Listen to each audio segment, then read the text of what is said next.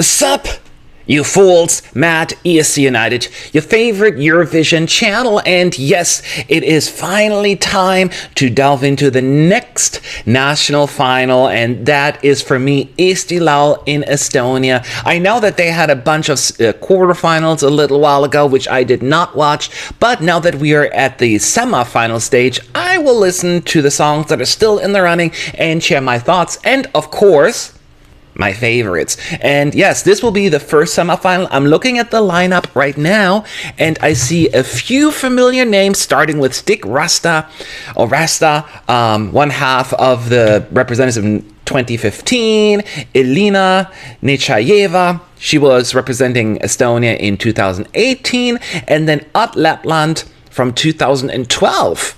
So there is some competition out there. But maybe it'll be somebody else. Who has the best song? We'll find out in just a moment. Make sure to subscribe to this channel if you haven't done so. And if you are already subscribed, at least do me a favor and hit that like button. That always helps in the algorithm. And that's all I'm asking for. All right, let's jump right into this. The first song in the running order, apparently. Let's talk Eurovision. Okay, this melody is awfully familiar in the backtrack. I know this, right? I mean, it's an original song, so I should know it. This is a good opening song for sure. She'll be in the finals. Absolutely. I mean, come on. Alright, we got the horns. I'm very much biased towards those horns. Every time they come in, I get excited. And looks like she can sing as well. Gosh, it sounds so awfully familiar, it drives me nuts. I know this. Would I call it the most innovative song that has ever been written? Absolutely not. However, it is enjoyable and it has an immediate hook. And that's always good at Eurovision. Yeah, but I just can't shake off this feeling that I've heard this song before somewhere. You know what I mean? But it's a good song. So I need to remember that every single song that I am listening to tonight technically has already survived one round of elimination, so that's already a good accomplishment there. This is like the typical Eesti Laul song, that they have like this very light pop song in Estonian, which appears to have a market and an audience, but it's just never anything that would really go anywhere at Eurovision or at Eesti Laul too far. So I think this will probably struggle, but I don't know the competition yet. It's once again a very pleasant song, but it's just not a remarkable enough song to really go like, I want to vote for this. It's fine. We'll leave it at that.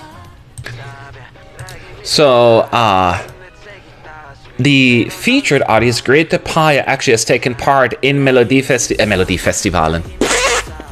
Eesti Laul a few times, actually. Hasn't won yet, so maybe this is the year. Although I'm a little bit hesitant to say that. Just listening to the first part of the song. I said it before, but there are songs that are just fine, and but not suitable for a competition, and that is that song here. That's how I put it. It's not a bad song, but it's not the standout piece where people want to be like, this is great. Just like when you think of an album, right? There are sometimes songs that are better than the standout single, but the single is just a more mainstream and universally accessible song. This one is a little bit more, it's too niche. It's too niche. And here she is, at least.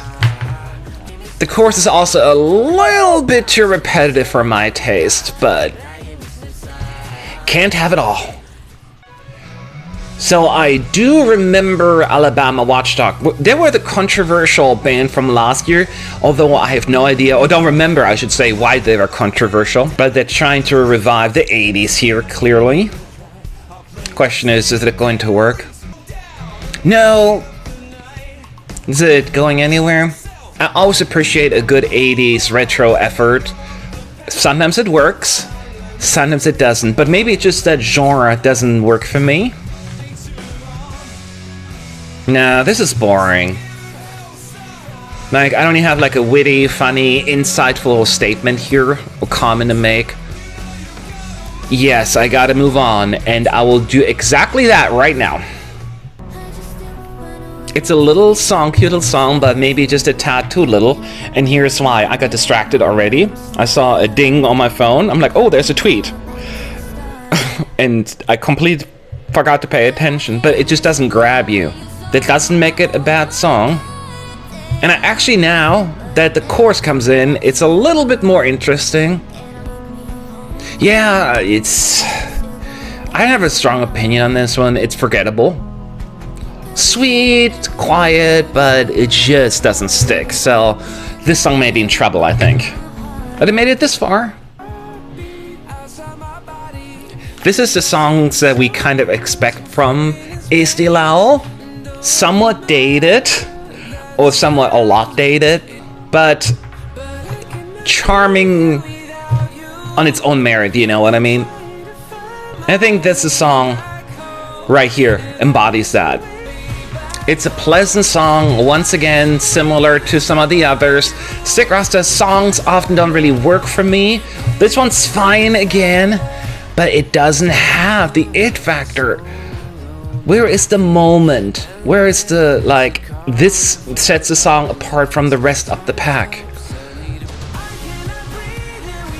It is so pleasant, such a pleasant song, but again, it sounds like a song that's on the album, but not the standout single. And for a competition, I don't know, this is the best suited effort.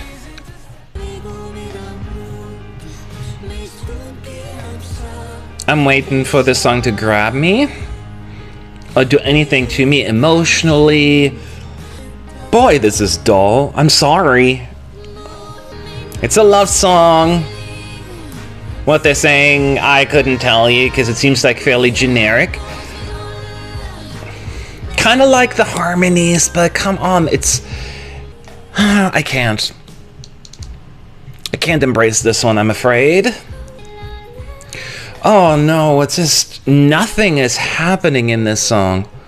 Like, I am distracted, I'm thinking about the next song already, which I haven't listened to yet. Yeah, no, I don't think this will end up on my top spot, or anywhere near my top. I'm just bored. Maybe I'm just not in a good mood, or I'm just not having it, but I find the songs uninspiring, one after another. I always appreciate a nice ballad that touches my heart. It makes me sad, or whatever it may do to you emotionally, but this one... maybe it's a song that either it has to speak to you and touch you, but I cannot access it. I can't. But I will say this, she's certainly putting her heart and soul into it in her singing, which I do like, but once again, I can't get into the song. Let me into the emotions, but I feel like I'm being shut out. I'm dying to find out if she's gonna go operatic or stays with her more pop-friendly voice. But if you can hit those notes, that's your style, Elina. Go for it. I understand that Elina doesn't want to do a copycat of her first effort at Eurovision, so I applaud her for that. That being said, while this is pretty, it's also pretty uneventful. She's staying away from the operatic part unless she's going to jump into that at some point, but it's very fragile, the song. It has a certain vulnerability to it, which makes it set itself apart a little bit. But it's more of a relaxing song, like you want to put up your feet and just enjoy the rest of your evening, rather than be like at Eurovision and vote for it. Yeah, this just keeps going and going, and I am kind of done with this one as well. I was hoping for more on this one, I think, as well. Man! Ott Lepland, last song of the evening. I loved Kula, but this is not Kula. Let's all remember, we don't want copycats. He has very strong vocals and a very nice range. I love the Estonian languages, there's something to it. He sings it well. It gives me a little bit of goosebumps, because his voice is just ridiculous. Like his veins almost pop out of his head. That's how much energy puts into this. Because you're not supposed to look pretty when you sing really well. You know what I mean? Yeah, this is actually not bad. For me, I get at least a little bit more of an emotional attachment to this one. And I really, really appreciate his voice and his dedication and involvement in the song. Certainly something that the juries would give a lot of points. Still worried about the televoters here, outside of Eesti Laul, that is. But this is the kind of song I listen to until the very end, because I do enjoy the progression. I feel like he's telling a story, even though I don't know what the story is. But I'm feeling it. I can't say, and I think it shouldn't come as a surprise after my reaction, if you watch the whole thing, is that I'm thrilled with this lineup overall. It's overall very underwhelming. And I'm sure the better songs in the second half, this is nothing me trying to be too harsh, but I just couldn't get into most of these songs. So I still went ahead and picked a top 5. So if I was the sole deciding factor here, these 5 songs would go through whenever that is on, February the 3rd. So the first song I would definitely put through, my favorite probably of the night, was actually the first song of the night, Elysa, Fire. It's the only song where I was immediately like, okay, I get it. Yes, is it the most innovative piece we've ever heard or seen? No, but none of these songs are. And at least this one has an oomph, that has great horns, lots of energy, good voice, and it feels like out of all the songs, that one at least could potentially stand a chance at Eurovision. So that's why I'm putting this in my number 1 slot, and that one has to go through. No questions asked. The second one, my number 2, is actually the last song of the evening, Ott Lepland, Aovalguses, something like that. He just sings it with so much conviction and passion. He means it, and that is just such a selling point, and that makes the song powerful and interesting.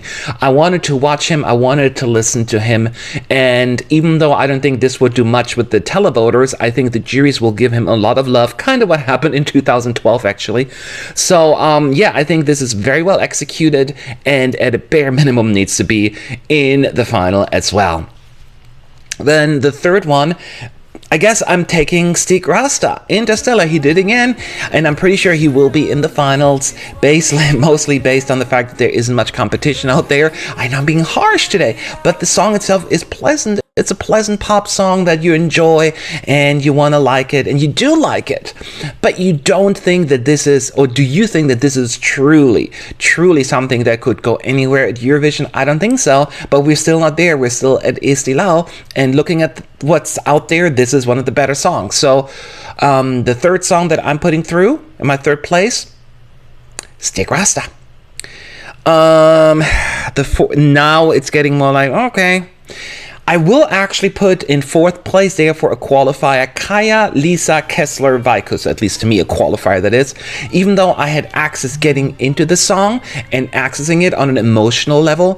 I did find her dedication, similar to what Ott Lepland did, appealing, and I did like the big gospel-y part at the end. So yeah, that is my fourth pick. I don't necessarily think that this is actually going to go far in the finals should it go through, but I could be wrong. Maybe more people like it. I don't know. It's fine.